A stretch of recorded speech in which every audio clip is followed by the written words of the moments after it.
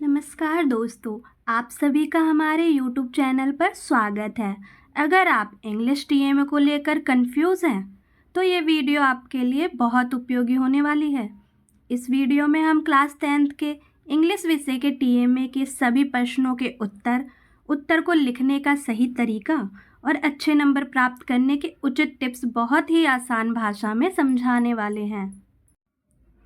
इस वीडियो में हम आपको कुछ टिप्स और ट्रिक्स भी बताएंगे जो आपको फुल टू फुल मार्क्स लाने में बहुत सहायता करेंगी, तो इसलिए वीडियो को अंत तक जरूर देखिए।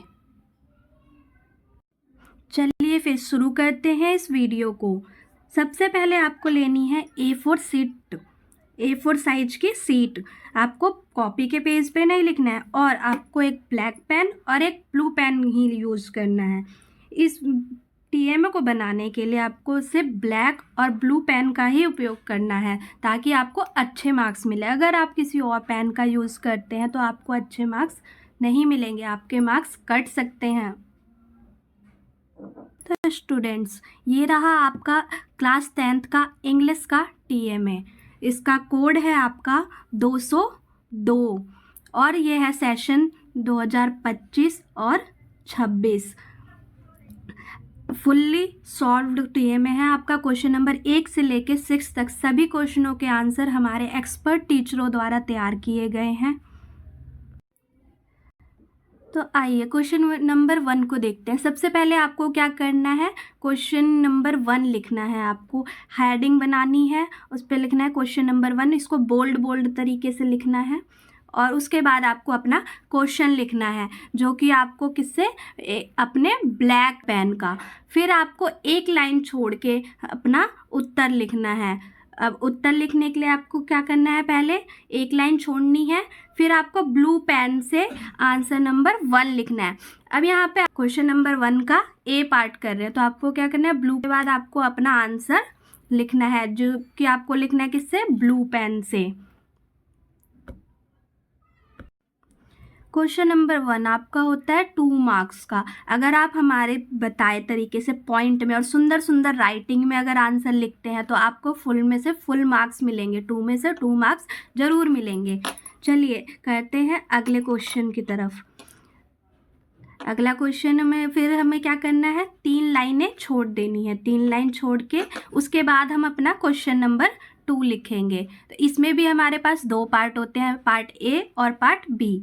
तो पहले आपको क्या करना है, 3 लाइनें छोड़नी है, फिर उसके बाद आपको ब्लैक पेन से बोल्ड लिखना है क्वेश्चन नंबर 2। और जो पार्ट आप कर रहे हैं, ए कर रहे हैं तो ए, बी कर रहे हैं तो बी लिखना है। इसको आपको किससे लिखना है, ब्लैक पेन से। और सुंदर सुंदर राइटिंग में आप इसको हमारे बताए तरीके से लिखेंगे तो आपको अच्छे नंबर मिलेंगे। उसके बाद आपको एक लाइन छोड़नी है, फिर आपको अपना आंसर लिखना है। ये भी क्वेश्चन आपका क्वेश्चन नंबर 2 भी कितने नंबर का होता है, 2 मार्क्स का।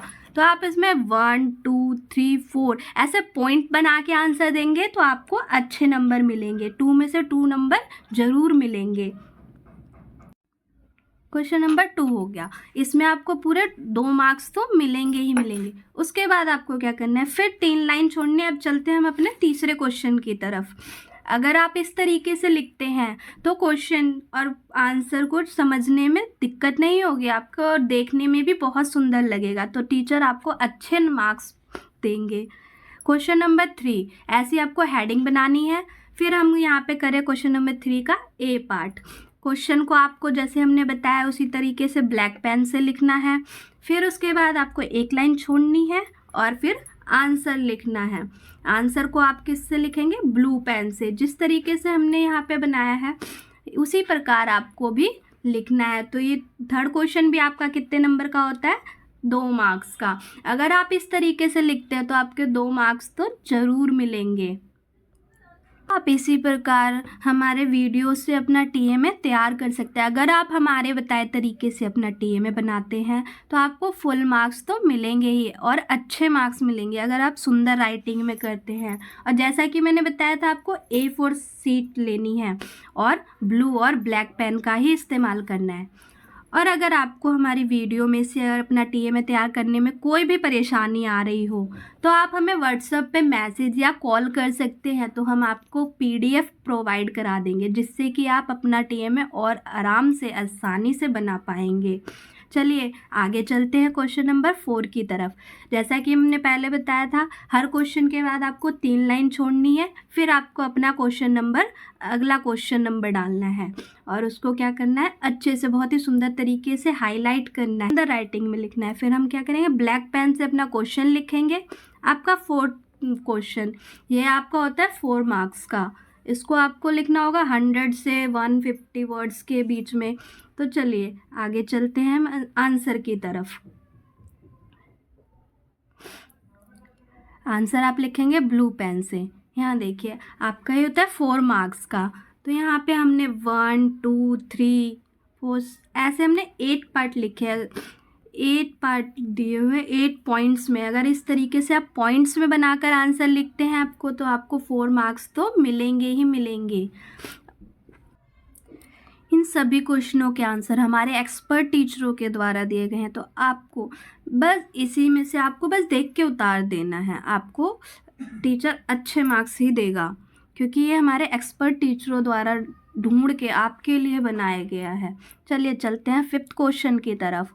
इसमें भी आपको क्या करना है, क्वेश्चन यहाँ पे हम क्वेश्चन नंबर 5 का ए पार्ट कर रहे हैं।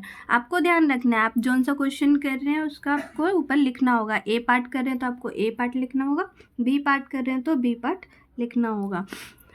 चलिए तो आपको क्या करना है, क्वेश्चन लिखना है ब्लैक पेन से। ये क्वेश्चन आपका है 5th क्वेश्चन, ये भी आपका होता है 4 मार्क्स का, जो कि आपको यहाँ पे करना है। 4 मार्क्स का है तो 4 मार्क्स के लिए हमने यहाँ पे 1 2 3 4 5 यहाँ पे हमने 9 पॉइंट्स में आंसर दिया हुआ है। कम से कम 100 से 150 के बीच में होना चाहिए। पॉइंट वाइज देते हैं तो टीचर को समझने में भी आसानी होती है और आपको ज़्यादा लिखना भी नहीं पड़ता, तो आपको क्वेश्चन के अच्छे मार्क्स मिल जाते हैं। यहाँ पे भी आपको ये क्वेश्चन आपका होगा पूरा 4 मार्क्स का। तो अगर हाफ मार्क्स भी मिलते हैं तो आपको यहाँ पे 4 मार्क्स तो मिलने ही मिलने हैं।